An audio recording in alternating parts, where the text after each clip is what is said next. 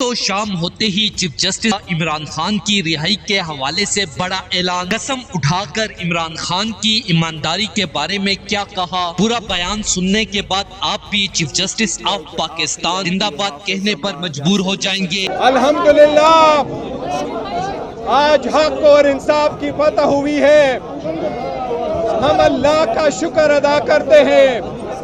اس فیصلے پہ ہم عدلیہ کو سلام پیش کرتے ہیں۔ یہ عدلیہ کی آزادی کے لیے ہے، عدلیہ کی مضبوطی ہوگی اس سے۔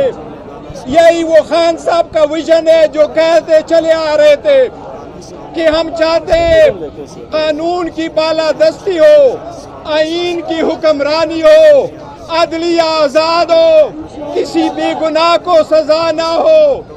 یہ وہ بیس لیس کیس تھا جو ہمارے ہوتے ہوئے صرف اور صرف پاکستان کی تاریخ میں 2 دن کے اندر یہ کمپلیٹ ہو گیا تھا۔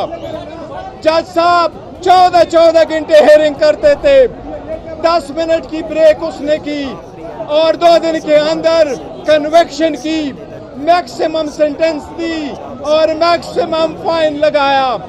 الحمدللہ آج دنیا نے دیکھ لیا، اپیل میں دیکھ لیا کہ اس کیس میں پرپس یہی تھا کہ عمران خان صاحب کو مجبور کرے کہ وہ کمپرومائز ہو، لیکن الحمدللہ آج وہ چٹان کی طرح انشاءاللہ تعالیٰ کھڑے رہیں گے۔